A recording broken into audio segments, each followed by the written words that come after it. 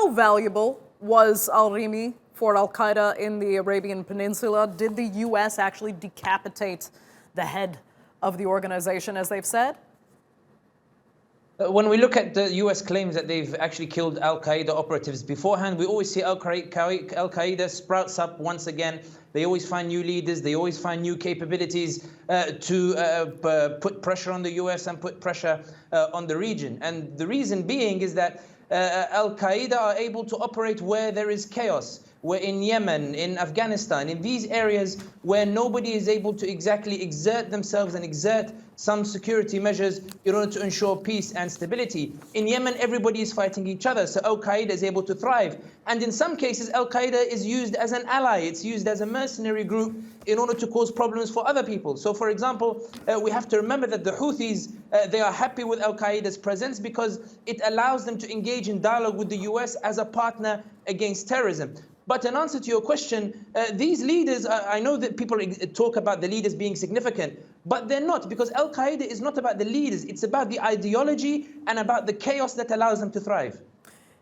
Yeah, and you know, it's interesting because we describe Al-Qaeda in the Arabian Peninsula as the most dangerous branch of the organization, yet we've heard next to nothing about it from world leaders and even from the media, you know, over the years past. Why is that?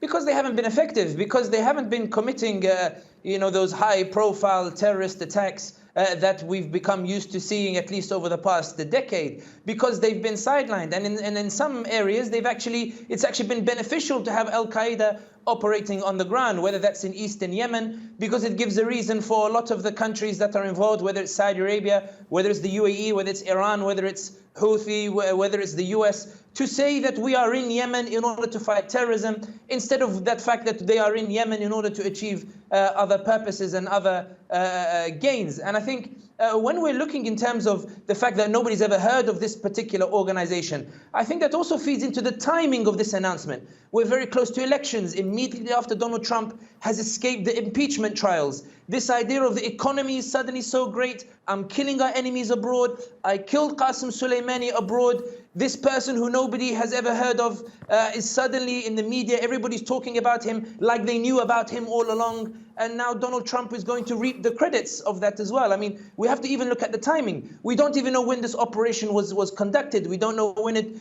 haven't even seen a body. We haven't seen anything that suggests that the operation was successful. All we have is a statement from the White House and everybody saying that this was some dangerous individual of a dangerous organization, and everybody is saying, oh, wow, have you heard about this person? He was very dangerous.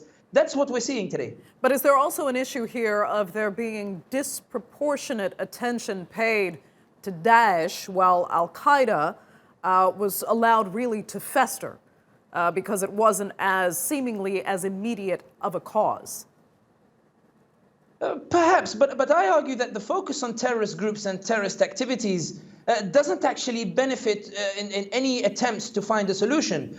ISIS emerged because there was chaos and there was marginalization of the Sunni population in Iraq. There was rabid sectarianism from Baghdad. So when a group of terrorists popped up and said, I'm going to punish this sectarian government, people sat apathetically and just watched this group grow and thrive. They thrived in a vacuum. They thrived in chaos. Al-Qaeda, the same thing. US troops involved in the region, Saudi Arabia bombing the daylights out of Yemen, Houthis committing a coup on Sana'a in the capital. Al-Qaeda pop up and they say, guys, we are your saviors, we are your heroes. And the people say, we don't like the Houthis, we don't like the Saudis, we don't like the Baghdad, we don't like the Sunnis, we don't like whoever. Al-Qaeda, how much are you going to give us money? How much are you going to pay us? And we'll keep quiet and allow you to proceed. And I'll give you just a little story that very, very quickly that summarizes how Al-Qaeda thrives. They took over some villages in East Yemen, and the people did nothing. They accepted Al-Qaeda. Al-Qaeda imposed strict laws, whipping and the like, and the people accepted it. It was only when they banned ghat, which is a substance that some Yemenis use for recreation, that's when they protested against Al-Qaeda and threatened to kick them out, and Al-Qaeda actually went back on it.